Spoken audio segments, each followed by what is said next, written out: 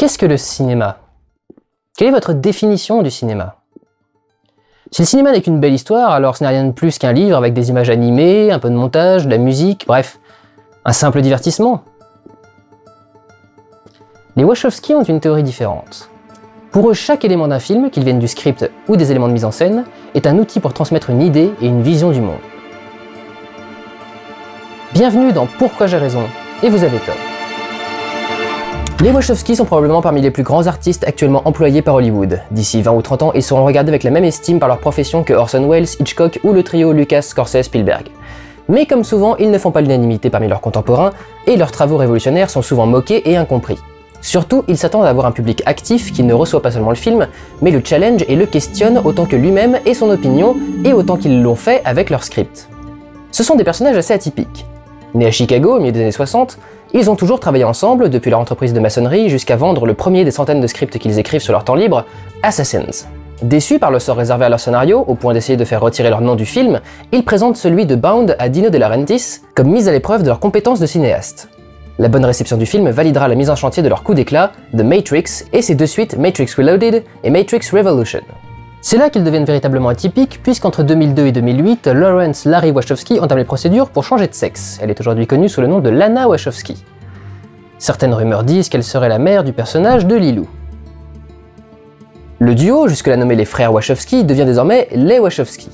Avant sa première apparition publique en 2012, les frères et sœurs et leur entourage privé comme professionnel avaient démenti les rumeurs, sans doute pour éviter la curiosité. Andy a cependant toujours défendu sa grande sœur pour sa différence, parce que oui, j'ai décidé de traiter Lana comme une femme, peu importe la période de sa vie.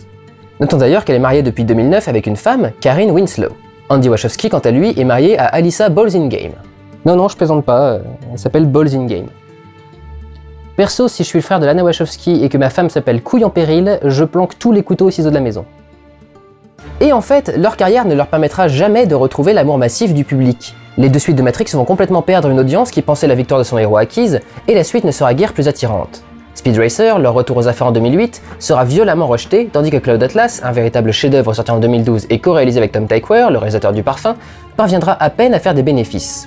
Leur dernier film, Jupiter Ascending, est sorti depuis trop peu de temps pour évaluer son succès. Pourtant, les Wachowski vous aiment tellement, c'est même fou de voir à quel point ils se démènent pour vous offrir des films de divertissement qui ne soient pas creux. Et ils sont confrontés non pas à un manque d'intelligence, mais d'ouverture d'esprit. Aujourd'hui, nous allons revenir sur les vrais messages des Wachowski, ceux qui sont clairement inclus dans leur mise en scène. Et vous découvrirez qu'on peut faire à chaque fois le même film, sans jamais que vous vous en rendiez compte. Mais nous n'allons pas commencer avec Matrix, nous allons commencer avec leur premier film, Bound. Un film de mafieux avec deux lesbiennes. Le scénario de Bound n'aurait rien d'exceptionnel en soi. Violet, jouée par Jennifer Tilly, est la femme de César, jouée par Joe Pantoliano, un mafieux que la famille Bianchini a chargé de récolter de l'argent sale. Violet va rencontrer un jeune caïd avec qui elle va décider de s'enfuir avec les 2 millions du mari en lui faisant porter le chapeau. Sauf que le jeune caïd s'appelle ici Corky, est joué par Gina Gershon, et que c'est une lesbienne qui conduit un camion, très douée en plomberie et pour faire vibrer les petits trucs durs entre ses lèvres. Non, ce n'est pas moi qui ai rajouté ce bruitage, ça s'appelle un twang et c'est vraiment l'instrument qui provoque ce bruit. Et vous commencez à comprendre pourquoi les Wachowski sont si facilement détestés du grand public. Tout dans leur film n'est que symbolisme et esthétique. Commençons par l'esthétique puisque c'est très concret et que la première chose qui frappe, c'est que le film est magnifique. On remarque dès le générique qu'il reprend beaucoup les codes du film noir. Pour rendre l'idée du danger, les lumières sont toujours très directionnelles et portent leurs ombres au loin autant que possible pour les rendre démesurées et menaçantes. On notera que les décors sont déjà ceux que l'on retrouvera dans les futurs travaux. Des dominantes de blanc ou des 3 couleurs primaires, vert, magenta et cyan, et un attachement tout particulier pour les vieilles tapisseries moches à motifs. L'ensemble est très contrasté et les noirs profonds comme dans les comics qui les ont inspirés, notamment Sin City. Leurs plans sont également fortement réminiscents de la bande dessinée, qu'elle soit américaine, japonaise ou franco-belge. On y retrouve beaucoup de plans zénithaux où la caméra est donc dirigée vers le sol, de nombreuses plongées et contre-plongées parfois associées à des débulages. Ils cultivent une véritable passion pour l'insert. Les téléphones, les mains, les judas, les gâchettes de flingues, les instruments ou même les bouches de chiottes sont filmés en plein cadre. Les toilettes servent même à faire la transition d'un appartement à un autre quand Corky entend les mafieux passer à tabac l'homme qui leur doit de l'argent. Certains effets semblent directement inspirés par la BD. Dans ce plan par exemple, l'idée d'être en face des acteurs, dans l'habitacle de la voiture, et d'avoir tout de même le volant. Pour ce faire, il faut totalement retirer l'avant de la voiture et ne garder que le volant à l'air libre, sans parler du cadre pas évident à poser tout en cachant le subterfuge. Le mouvement qui suit semble lui aussi provenir des pages de comics, comme si le film était passé d'une case à l'autre, une transition qu'ils réutiliseront très souvent dans leur carrière. Idem pour cette transition qui utilise le noir total du plan précédent pour ressortir par le canon du pistolet posé à côté du verre que remplit César. Pour autant, les Wachowski sont bien sûr également des héritiers du cinéma et en utilisent les codes. Du plus basique, que sont le déplacement des personnages et le choix du point, à la Snorricam popularisée par Darren Aronofsky et employée lorsque César réalise que l'argent des mafieux a disparu, ils utilisent les multiples reflets de son visage dans le verre pour expliciter la multitude des réactions qui s'offrent à lui pour se sortir de l'impasse. On notera la récurrence de la forme de la spirale, servant à la fois à illustrer la chute de César dans la famille et la passion qui enveloppe Corky et Violet lorsqu'elles font l'amour pour la première fois, dans un plan séquence qui est plutôt honnête avec le sexe lesbien. Et surtout, dès le premier film, ils sont shootés au ralenti, tous plus esthétiques les uns que les autres. Le temps est donc un composant important dans leur œuvre. Ils travaillent à faire passer leurs ellipses sans faire de cut grâce aux transitions déjà abordées et vont travailler à l'éclatement du temps narratif. Un de leurs gimmicks est en effet de faire décrire son projet ou son plan à un personnage en même temps qu'on le voit se dérouler à l'écran, généralement pour amener immédiatement après une rupture dans l'avancée du plan.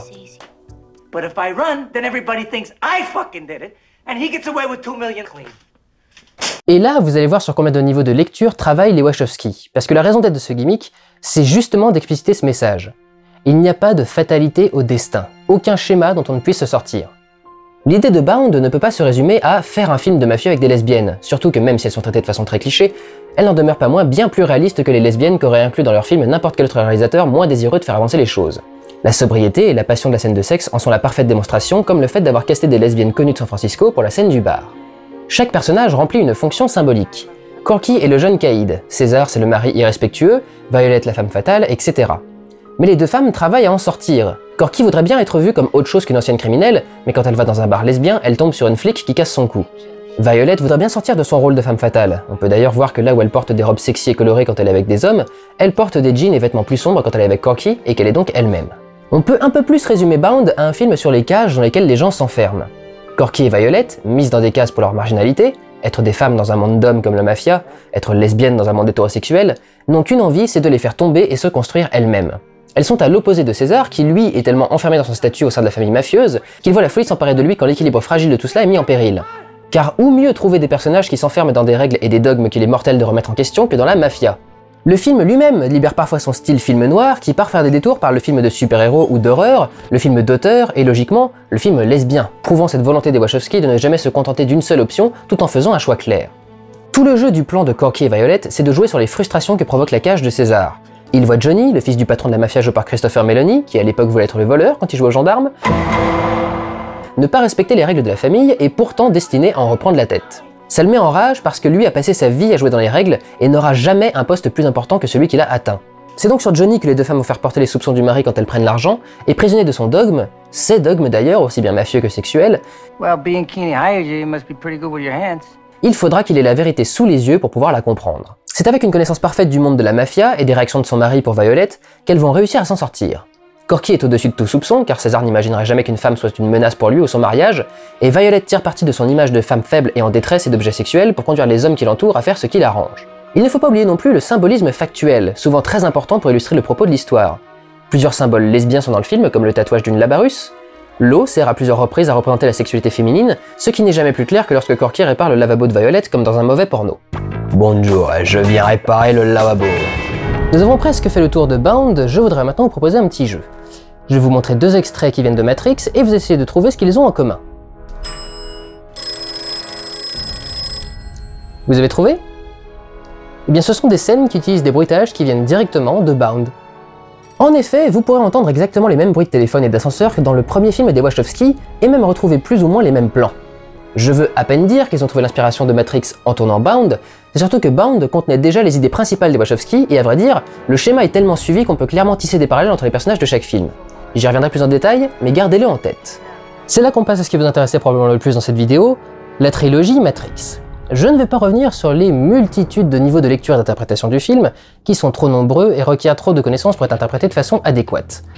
Je vais cela dit revenir sur le sens premier du film, sa symbolique essentielle et principale, qui souvent est encore moins bien compris que les multiples interprétations philosophiques qui ont été faites. Quand on parle du sens de la trilogie, on aime souvent s'astiquer sur les extraits de diverses théories qu'ils ont intégrées à leur film, et surtout sur le fait que Jean Baudrillard, dont le livre Simulacre et Simulation est clairement à l'image, en a déduit que le film devait parler de la même chose et a donc déclaré avec mépris et fracas que Matrix n'avait rien compris à son livre. Je veux commencer par parler de ça parce que ça explique très bien le problème entre les gens et les Wachowski. Simulacre et Simulation pourrait très grossièrement être réduit à l'idée que l'on vit dans un monde où l'on ne vit plus pour de vrai, mais dans une simulation du vrai. On ne croit pas en l'amour, on croit en l'amour tel qu'il est présenté dans les médias. Et on le fait depuis tellement longtemps que l'on est dans une simulation de simulation, et en vérité, on ne vit rien. On pourrait rapprocher cette idée de Matrix, c'est assez évident. Mais de Matrix 1 uniquement. Le problème, c'est que ce ne sont pas les Wachowski qui ont mal compris Simulacre et Simulation, c'est Baudrillard qui n'a pas compris Matrix. L'important, ce n'est pas que le livre soit à l'écran, l'important, c'est que le livre est creux. Ça aussi, vous en faites une sauvegarde dans un coin de votre tête, on reviendra à Baudrillard lorsqu'on a fini de traiter la symbolique de Matrix. Pour l'heure, lançons-nous sur le premier volet. The Matrix est un film d'action qui suit Thomas Anderson, programmeur informatique joué par Keanu Reeves, que sa vie secrète de hacker sur internet a amené à prendre conscience de l'existence d'un concept qu'il nomme la matrice, et d'un homme qui saurait tout à ce propos, Morpheus, incarné par Lawrence Fishburne. Lorsque des agents, dont Smith, joué par Hugo Weaving, commencent à s'intéresser également à celui qui se fait appeler Neo, Morpheus et son groupe libèrent le jeune homme en lui révélant la vérité. La matrice est le monde virtuel dans lequel il vivait depuis sa naissance afin d'être maintenu sous contrôle par des machines qui ont renversé l'humanité il y a des années et nous exploitent désormais comme source d'énergie. En suivant les conseils de son mentor, de l'Oracle, joué par Gloria Foster, et en trouvant l'amour de Trinity, une autre humaine libérée comme lui, jouée par Carrie-Anne Moss, Neo découvre qu'il est l'élu, celui annoncé par la prophétie, qui va mettre un terme à la domination des machines. Que vous ayez aimé le film ou pas, que vous l'ayez compris ou non, la seule chose à retenir, c'est que Matrix a tout changé dans l'histoire d'Hollywood. Si on regarde des films d'action pré-Matrix, on peut constater en quoi jamais un film d'action n'avait cru bon d'avoir besoin d'autant d'esthétisme qui était plutôt réservé aux grands projets et aux grands auteurs. Une explosion se suffisait à elle-même, et à part Michael Bay, personne ne pensait qu'elle avait besoin de quoi que ce soit d'autre. Matrix a imposé à un film d'action d'avoir la classe. Les costumes sexy et moulants, même si tout le monde n'a pas spécialement apprécié le cuir, les héros visiblement géniaux et les plans esthétiques et si possible visuellement révolutionnaires. Le film reprend l'esthétique du film noir développé par Bound, avec ses lumières très directionnelles et marquées, ses décors dominantes vert, rouge, bleu ou blanche, et l'esthétique bande dessinée. Le plan du policier qui s'approche de Trinity, où les deux sont aussi nets l'un que l'autre grâce à une demi-bonnette, qui je le rappelle permet d'avoir deux points différents de chaque côté de l'image, est clairement un plan de bande dessinée qui n'a pas à s'embêter avec la netteté. On voit aussi bien plus que dans le film précédent l'influence de l'animation japonaise et du jeu vidéo. Visuellement, ça se traduit par exemple par ce genre de façon de filmer les espaces confinés, qui semble provenir directement des décors en 3D précalculés, vus quelques années plus tôt dans certains RPG, ou en ce porno pour fans de chevrotine typique de l'animation, car c'est le genre de choses qu'ils peuvent mettre en boucle et animer pour peu cher. Matrix pétait la classe. Ça transpirait de chaque photogramme de la bobine du film. Des plongées vertigineuses, des plans symétriques, un style néo-noir, un filtre verdâtre sur les parties dans la matrice, et non pas sur tout le film comme certains le disent, transitions stylisées et des effets spéciaux, des surcadrages et le travail sur le temps des Wachowski. Si vous observez le plan qui ouvre la scène de la boîte de nuit, vous remarquerez que le cadre a été choisi spécifiquement pour que les colonnes le bouchent, ce qui leur permet d'ajouter à l'esthétisme du travelling un ralenti entre les deux piliers, avant une transition en volet qui accompagne le rythme du mouvement. Et surtout, fini les héros en jean t-shirt. Maintenant, il faut de la tenue de combat, des vêtements moulants pour que les personnages soient sexy, vestes de costume et chemises de rigueur, lunettes de soleil, accessoires sponsorisés, bah oui, il a bien fallu trouver les thunes pour faire ce délire, et des combats chorégraphiés comme dans les films hongkongais. Un acteur hollywoodien ne s'entraînait pas pendant 6 mois au combat pour être filmé en gros plan pendant la cascade ou la chorégraphie avant que ce film ne l'impose comme un standard et participe à rendre le film d'action respectable. En effet, à partir de là, le public en avait pris massivement plein la gueule et il fallait que tout le reste atteigne ce standard. Désormais, même ramasser une arme doit bénéficier d'une chorégraphie, d'un insert et d'un effet de ralenti. Pour évacuer le sujet tout de suite, le plan le plus iconique du travail des Wachowski sur le temps est bien sûr le bullet time. À une époque où le cinéma numérique n'existait pas encore, c'est à l'aide d'un système d'appareils photo disposé selon un certain parcours, l'évolution d'un concept développé par la boîte d'effets spéciaux de Michel Gondry, qu'ils parviennent à déplacer une caméra à l'intérieur d'une séquence au ralenti, une idée qui aurait été irréalisable plus tôt, et qui transcrit au spectateur une meilleure idée de l'imminence du danger qu'un ralenti classique, puisqu'il offre une meilleure compréhension de l'espace environnant. Ce qu'on dit moins souvent, c'est que cet effet provient directement du monde du jeu vidéo, et pas n'importe lequel. C'est Mario 64 qui l'a inspiré en premier lieu, en raison de cette caméra qui tourne librement autour du plombier à 360 degrés. Nul doute que les Wachowski se sont éclatés à la faire tourner dans tous les sens autour du personnage pendant leur partie, ce qui a fait germer l'idée du bullet time. Le concept global de la matrice puise son sens dans un rapprochement avec le monde du jeu vidéo. Quand les personnages se projettent dans la matrice, ils n'y arrivent pas tel quel, comme le personnage de Tron par exemple. Your appearance now is what we call residual self-image. It is the mental projection of your digital self. Ce moi dont parle le Morpheus a les cheveux plus longs, est doué de capacités que Neo ne possède pas physiquement, et a meilleure mine dans la matrice que dans la réalité. Plus qu'un moi, Neo est aussi une application directe de ce que représente un avatar dans un jeu vidéo. Un humain qui ressemble à une sorte d'image de nous-mêmes, qui nous représente et nous satisfait, tout en nous faisant vivre ce que nous ne pourrions vivre dans le vrai monde. On peut noter d'ailleurs que les personnages changent de look à chaque plongée dans la matrice, et comme chaque plongée leur fait apprendre quelque chose, je ne serais pas surpris que l'évolution des costumes soit clairement une évolution, comme un personnage qui change de look en gagnant un niveau. Si on prend Neo, il est en veste et t-shirt quand Morpheus lui fait la leçon, puis veste et chemise noire quand il va voir l'oracle, et enfin trenchcoat et tenue de guerre en fin de film. Les différentes couches de vêtements semblent d'ailleurs représenter le niveau de santé des personnages. La première chose qu'ils perdront seront leurs lunettes, leur première défense, qui est aussi la marque des personnages qui savent ce qu'est la matrice. Morpheus est en difficulté dès qu'il tombe son manteau et finit chemise ouverte. Neo aussi termine le film en t-shirt, dépourvu d'armes, d'où son game over. On peut ainsi pousser une analogie entre Neo et un joueur affrontant un jeu vidéo, l'apprentissage des arts martiaux par exemple. Il suffit d'entrer la bonne disquette, de brancher la manette, et rien qu'en y pensant, comme s'il appuyait sur un bouton, Neo se bat comme jamais il ne saurait se battre dans la vraie vie. Je m'avance un peu, mais c'est ce que montre bien la scène où il se bat avec Bane dans Matrix Revolution, où son kung-fu a l'air aussi rouillé que son vaisseau. La scène d'entraînement ne se prive d'ailleurs pas du tout pour singer clairement le dispositif d'un jeu de baston arcade. Plan latéral, dans un décor symétrique clairement présenté comme étant une arène de combat par Morpheus, lui et Neo ne se battent qu'au poing et au pied, ils disposent de coups spéciaux qu'ils déclenchent parfois, il ne manque que des barres de points de vie et un commentateur qui annonce les rounds. Dans la matrice, les ennemis sont toujours les mêmes et respawn avec toutes leurs stats au max quand le personnage perd progressivement de la vie. Le fait que Neo détourne les règles est clairement un cheat code qui retranscrit un joueur qui en a marre de laisser le jeu dicter les règles et décide d'en retirer une. D'ailleurs, comme avec un accessoire de triche à l'époque, il doit redémarrer entre guillemets pour que le code fonctionne, mais bon là je m'emporte un peu. La scène de l'entraînement est intéressante pour autre chose, ce que dit Morpheus sur les règles de la matrice. Some of them can be bent, others can be broken. Ce qu'il dit est vrai de tout système régi par des règles, et c'est là que le travail des Wachowski sur le temps, l'esthétique et le cadre prennent tout leur sens, parce que le cinéma fonctionne comme la matrice. Il représente une vision du réel, régie par des règles, le cadre, le montage, le mouvement, qu'on peut plier, comme le temps qu'on ralentit, et d'autres qui peuvent être brisés, comme la caméra du bullet time.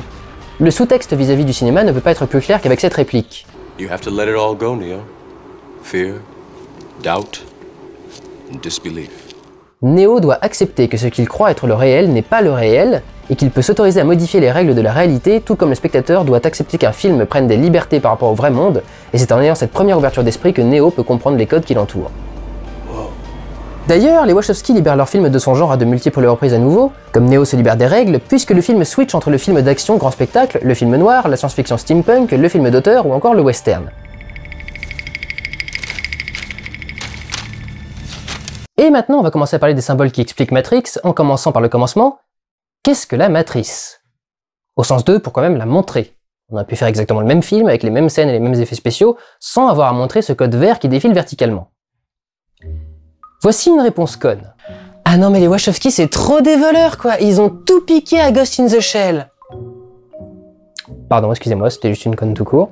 Ghost in the Shell, tu dis. C'est-à-dire ça.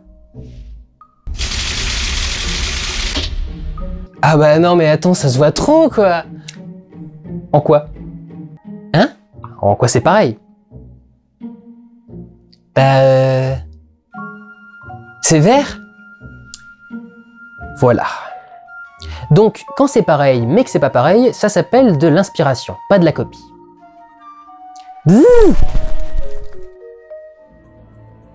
En fait, vous en êtes certainement tous conscients, mais vous n'avez peut-être pas encore mis les mots dessus.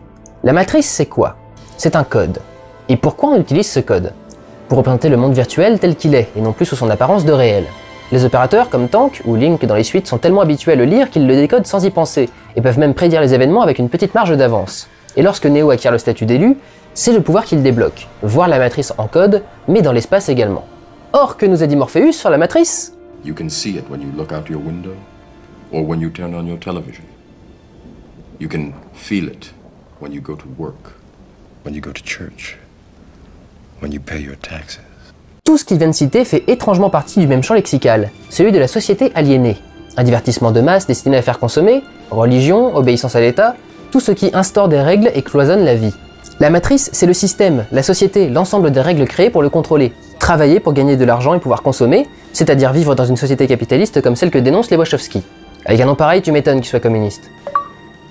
C'est intéressant de noter ce que dit Morpheus. We have a rule.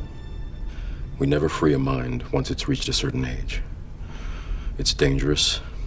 The mind has trouble letting go. L'idée ici, c'est qu'à force de vivre en suivant les règles et en ne voyant qu'elles, l'esprit s'habitue et rejette tout nouveau règlement. Il ne voit tellement plus le code que son existence même paraît invraisemblable. C'est la voie que Trinity montre à Thomas quand elle l'emmène voir Morpheus. Cette voie toute droite et toute tracée, entourée de bâtiments en béton, représente le choix de vie que propose la matrice de la société de consommation. Mais Thomas fait partie de ceux qui sentent que quelque chose ne va pas et qui veulent lutter contre. L'illégal, ce qui est contre les règles, est d'ailleurs la seule chose qui libère les personnages du film, les piratages informatiques et la drogue. Ce n'est pas pour rien que toute l'action se déroule en ville, dans des grands buildings aux surfaces en miroir. Knowledge is a mirror. Le miroir symbolise le reflet. Le reflet est une copie, une simulation du réel. C'est pour ça qu'il entoure Neo quand il sort de la matrice et apprend la vérité et commence à se découvrir lui-même libéré du reflet imposé par la matrice. C'est pour ça que tous les libérés ont des lunettes et que Morpheus a des verres miroirs. Et c'est pour ça qu'il adore casser leur vie.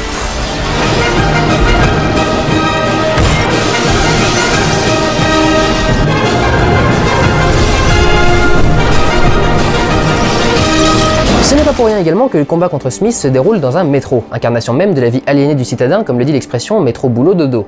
Smith lui-même et les agents représentent l'humain idéal de la société de consommation. Sans personnalité de par ce nom de famille passe-partout aux États-Unis, en costume d'homme d'affaires et totalement convaincu du bien fondé des règles qu'il a été créé pour défendre.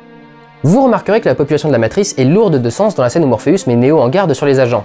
Chaque passant est désigné par sa profession.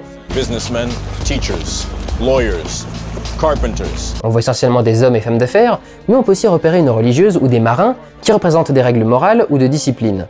Et pour insister sur cette idée d'être tous formatés à être des consommateurs, qui est illustrée par l'énergie que l'on produit pour les machines, vous pouvez vous amuser à trouver tous les personnages clonés dans la foule. Il y en a qui sont assez évidents, mais dites-vous bien que ce ne sont pas des effets spéciaux, ce sont des figurants qui sont tous venus avec leurs frères jumeaux. C'est donc une intention concrète de réalisation que de dénoncer l'idée d'uniformiser la pensée et la société. La métaphore est filée dans le fait que les agents peuvent prendre possession de n'importe qui n'ait pas été libéré, qui ne soit pas conscient des règles de la société, et qui les applique en toute ignorance, ne les remettant jamais en question. Ils en deviennent alors les agents malgré eux. La révolution de Matrix n'était pas le fait d'être contrôlé par des machines, c'est de donner corps, d'illustrer ce contrôle avec le concept de la matrice. L'idée n'était pas de créer un monde virtuel, mais d'utiliser le principe du virtuel pour mettre en avant certains aspects du monde réel. De cela découlent plusieurs déclinaisons du concept dans l'univers concret. Neo, l'élu, est celui qui a le pouvoir de contorsionner ses règles et de les manipuler selon sa volonté. Pourquoi? Parce qu'il les connaît. C'est pour ça qu'il est le seul à voir la matrice en code. La quête de Neo dans le film est une quête de découverte, c'est pour ça que l'apprentissage des sports de combat semble quasi orgasmique pour lui. Apprendre quel est le monde autour de lui, apprendre à se connaître lui-même, et cumuler ses connaissances pour transformer le monde. On reviendra en fin de saga également sur la quête du héros de Neo. On peut l'opposer aux agents, qui représentent les règles de la société suivies de façon absolue. C'est pour ça qu'ils peuvent être combattus, ils ne verront pas à travers les murs et ne pourront pas excéder les limites de la physique. Ils peuvent les tordre pour appliquer la loi, comme des policiers, mais pas la violer comme le fait Neo en annulant le temps autour des balles dans le couloir. Mais ce respect abusif aboutit à une déshumanisation totale. Smith parle très lentement et en articulant avec précision et un ton monocorde en toute situation. On notera d'ailleurs que tous les personnages ont un jeu assez rigide et le visage assez figé, les émotions sont tellement subtiles qu'elles paraissent presque absentes, pour indiquer les effets persistants de la matrice sur eux, impliquant par là que quoi qu'ils fassent, ils restent le résultat de cette société. Ils se définissent en partie par leur opposition à cette déshumanisation qu'ils ont subie. Mais on peut aussi opposer Neo à Cypher. Ce personnage a reçu les mêmes informations que Neo, mais va décider de les utiliser à son avantage plutôt que de les combattre. Parce que ce n'est pas agréable d'être contre la société, c'est fatigant de lutter et certains se disent qu'après tout, le système est si imposant qu'il ne tombera jamais, alors pourquoi ne pas en tirer parti? Utiliser sa connaissance de ses rouages et y céder pour garantir une vie plus tranquille. C'est le risque qu'encourt Neo, et dont résulte sa fatigue visible dans les deux films suivants. Et ça aussi vous en faites une petite sauvegarde, on y revient à la fin de la trilogie. Morpheus est le guide, le sage, le Gandalf ou le Obi-Wan Kenobi de l'histoire si vous voulez. Il délivre la vérité et le savoir à Neo, et le guide dans ses choix. Trinity est bien sûr l'intérêt amoureux, tout en étant un personnage féminin combatif et aussi en détresse pour être sauvé par Neo que tous les autres humains qui ont été ramenés dans le monde réel. Il faut remarquer que si les deux héros sont blancs, le reste des humains libérés représente à très haut dosage une diversité ethnique assez complète, y compris ce personnage albinos et, dans ce film comme les suivants, un adolescent. Il représente par cette diversité les plus potentiellement libérables, puisque venant d'une autre culture avec d'autres règles, et les jeunes sont les meilleurs élus car ouverts d'esprit, encore en formation, et tendant à rêver à d'autres possibles. C'est tout le sujet du court-métrage Kid Story dans les Animatrix. D'ailleurs, le fait que Neo soit un geek n'est pas innocent. La culture geek était une sous-culture à l'époque, ils font également office d'outsiders de la société de consommation, rejetés pour leurs passions différentes. Étant liés à l'informatique, le fait qu'ils soient à même de comprendre le code informatique créé par les machines pour présenter notre réel, notre société, paraît logique. L'objectif de l'Oracle, quant à elle, est de faire apprendre à Neo, ce qui est assez drôle quand on connaît la culture internet. Un des premiers cartons de l'internet, avant qu'on crée des Facebook, Twitter et Instagram à tout bout de champ, est un site appelé Usenet Oracle. Le principe était assez simple. Un internaute posait une question, et pendant qu'il attendait qu'une communauté anonyme propose un tas de réponses sélectionnées par des modérateurs, il devait lui-même essayer de répondre à d'autres questions. Bien plus qu'un oracle religieux, c'est à cet oracle informatique que le personnage est clairement lié. Son but est d'échanger savoir, connaissances et points de vue sur le monde avec tous les potentiels. Ce qu'elle cherche, ce n'est pas quelqu'un d'unique. C'est celui qui va comprendre qui il est, au-delà de tout dogme, mais plusieurs en ont la capacité s'ils sont bien dirigés. C'est ce qu'elle teste en préparant Neo à assumer ses choix, on y reviendra avec les suites. L'oracle pose beaucoup de questions à Neo pour quelqu'un qui saurait tout, son comportement face à quelque chose de positif et de négatif, à accepter un changement de règle. Elle fait une séance de psychologie de comptoir, elle lit ses lignes de la main, en fait elle collecte des informations. Même sa passion pour les cookies est tirée de l'informatique. Les cookies, c'est ce qu'utilise votre navigateur pour que vous n'ayez pas à vous identifier à chaque fois que vous allez sur Facebook. C'est un fichier qui vous attribue un identifiant et le lie à une base de données qui vous reconnaît et stocke des informations sur votre navigation. C'est exactement ce que fait l'oracle en donnant ses cookies. L'oracle ne voit pas où va l'avenir, elle le devine et le dessine en même temps en accumulant des connaissances sur la façon qu'a chacun de voir le monde. Le parcours de Neo est avant tout celui d'un homme qui veut changer le monde, et le parallèle avec le cinéma peut aller jusqu'aux Wachowski. Ces deux petits jeunes charpentiers qui veulent révolutionner Hollywood avec leur style visuel si marqué par les jeux vidéo, les comics, considérés encore comme des arts mineurs en Occident, et leur thématique politico-religieuse New Age et geek, et qui ont été élus par un producteur et un studio pour répandre leurs bonnes paroles aux spectateurs branchés à la matrice que nous sommes. Et vous pensiez que ça allait se régler avec des canulaires téléphoniques et en fonçant dans la caméra. Tas de naïfs.